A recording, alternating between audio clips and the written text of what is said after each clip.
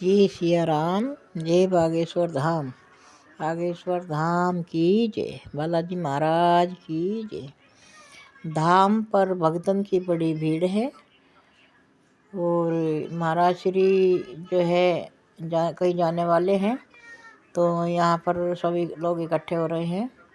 जहाँ से महाराज जी निकल के आते हैं इस गली से, तो यहाँ पर सब लोग इकट्ठे हो रहे हैं और सबकी जो निगाहें उधर है जिधर से महाराज जी आने वाले हैं। महाराज जी की गाड़ी वहीं पर गली में खड़ी हुई है। वे पुराने राम दरबार से आने वाले हैं धाम की तरफ से, और सभी भक्तजन यहाँ पर इकट्ठे हैं। सबको जो है इंतज़ार है महाराज श्री की। थोड़ी देर में महाराज श्री अभी आने वाले हैं। सभी जो है इधर ही इकट्ठे हुए हैं, आप लोग भी देखिए। और महाराज श्री अभी आएंगे और फिर ये जो है अपने गुरु के जन्मदिन पर जाने वाले हैं। और जो है आप देखिए। जय सिया राम, जय बागेश्वर धाम। फिर महाराज श्री की वाणी सुनिए।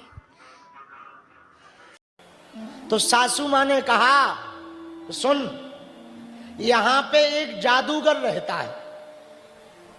तो बहू ने कहा, कौन? सासू माँ बोली, बा को नाम कन्हैया है, वो नंबर 1 को जादूगर है, जादूगर। और सुन, उसकी आंखन में इतना जादू है कि कोई एक बार यदि उसकी आंखों की तरफ देख लेवे तो वो इतनी बाबरी हो जाती कि ना पति को समझती, ना पिता को, ना सास को, ना ससुर को, सबको बलाए लग जाती। वो तांत्रिक है, तांत्रिक। इसलिए तू एक बात सुन ले हमारी। शाम के समय खिड़की दरवाजे बंद रखना, घर से बाहर नहीं निकलना, और यदि तुझे कोई बंसी बजाता हुआ आता दिखाई पड़े, समझ जाना वही तांत्रिक है, सोई उसकी तरफ देखना नहीं। अब बहू तो बेचारी भोली भाली, पहली बार आई है, नई नवेली दुल्हन है, शादी नई नई भई है। सासू माँ जो कहवे सोई ठीक।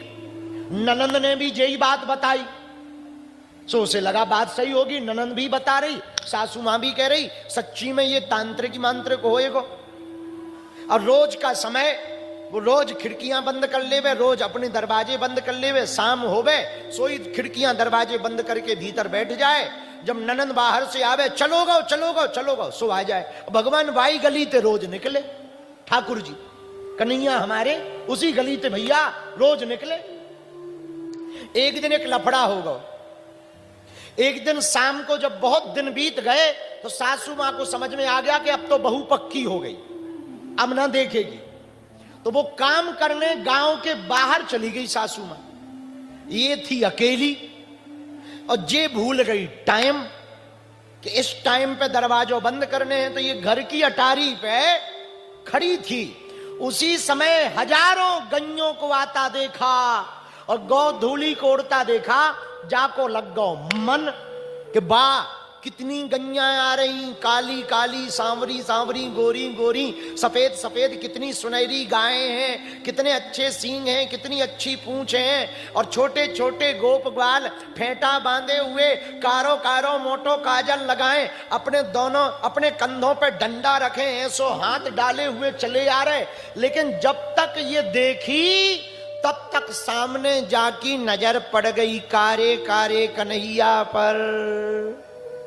एक नन्नो सो प्यारो सो छोरा, बाकी तिरछी चितवन है, मुस्कुरा तो भाव आ रहा है, शाम सुंदर है, पीतांबर पहन रखो है, फेंटी बांध रखी है, मोर पंख लगा रखो है, बंसी बगल में बंधी हुई है, हाथ में लाठी लिए भयो है, बगल में बाजूबंद पहने हुए हैं, होंठ लाल लाल हैं, कजरारी अखियां हैं, लटकें लटक रही हैं, घुंघराले बाल हैं, मुस्कुराहट बड़ी अद्भुत है, चितवन बड़ी चकोरमयी है, खींचने वाली मुस्कुराहट है। वह श्याम सुंदर की अटा छटा को देखकर ये अपनी छटा भूल गई, बावरी हो गई, पागल हो गई और मन ही मन सासू मां को गाली बकने लगी कि वो तो कहती थी तांत्रिक है, जादूगर है। अरे ये तो साक्षात ठाकुर है। बताओ तो मैं कितनी बाबरी, जहां कन्हैया के दर्शन करने की बजाय मैं अपनी खिड़कियों को बंद करके घर में रहूं। मैं तो मती मारी गई। आज के बाद अब चाहे जो है जाए, मैं रोज शाम को जादूगर को देखूंगी। बाने अपनो पल्लू उगार लो और वाने फेटी बांध लई और कन्हैया जैसे डांस करत नृत्य करत भाई आ रहे थे, वैसे ही वो भी नाचने लगी। अब लगी नाचने, इतने में सासू मां आ गई। सासू मां ने देखा नृत्य कर रही है। सासू मां बोली बहू, ये बोली भगो। धक्का दे दिया, सासू मां गिर गई, फिर उठी। बहू क्या हुआ? ये बोली ये सब बाद में बताएंगे, अभी तो आनंद आ रहा है, रुक जाओ जरा। ठुमका लगावे, फिर वो चित्र को याद करे, ठाकुर जी को याद करवे, फिर ठुमका लगावे, फिर याद करे, फिर ठुमका लगावे, फिर याद करे, बढ़िया नृत्य करवे, ठुमका लगावे। सासू मां को लगा पागल हो गई। तब तक ननंद आ गई। भाभी एक मुक्का बाको दो, ले भाभी वाली। सो ननंद गिर गई। अब वो उठी, भाभी काहेगा वो बाद में बताएंगे। अब लगी ठुमका लगाने और नाचने, मोर पंख जाने भी बांध लो और कन्हैया जैसी लीलाएं जी करन लगी। सासू मां बोली हे भगवान, पागल हो गई। ननंद बोली पागल नहीं भाई, चुड़ैल लग गई, बलाए लग गई, बलाए, चुड़ैल लगी, चुड़ैल। अब टेंशन में सासू मां, टेंशन में ननंद। बोले काहेगा? बोले बलाए लग गई। अब क्या किया जाए? इतने में सासू मां को देख करके बहू बोली आओ प्यारे।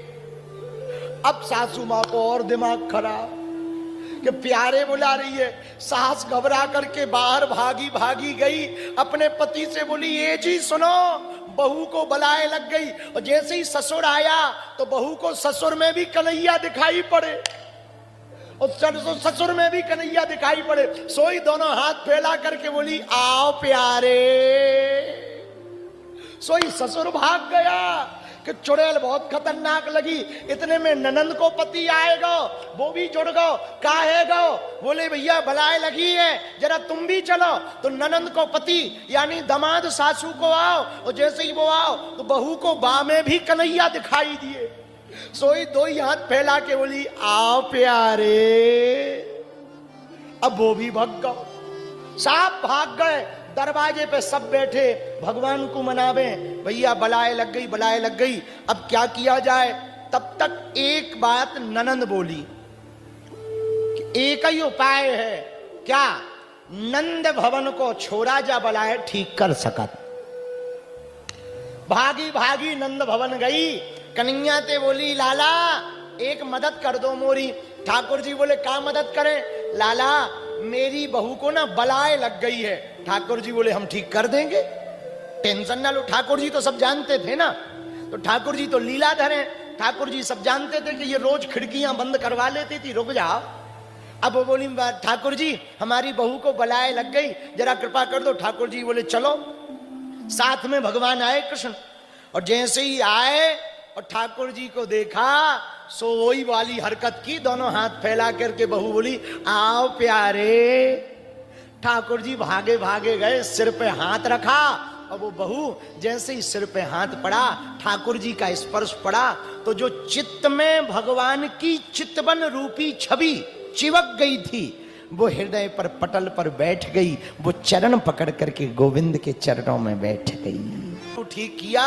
सोई सासू मां बोली जय हो लाला, जय हो कन्हैया, तुमने हमारी बहू की बलाए बचा दी। भगवान बोले सुनो, आज के बाद यदि तुमने शाम के समय खिड़कियां बंद करवाई तो पूरे खानदान को जा बलाए लगेगी। अभी तो बहू को लगी, पूरे खानदान को ये बलाए लगेगी। सोई सासू मां बोली ठाकुर जी हम समझ गए, आज के बाद हम लोग खिड़कियां बंद नहीं करेंगे।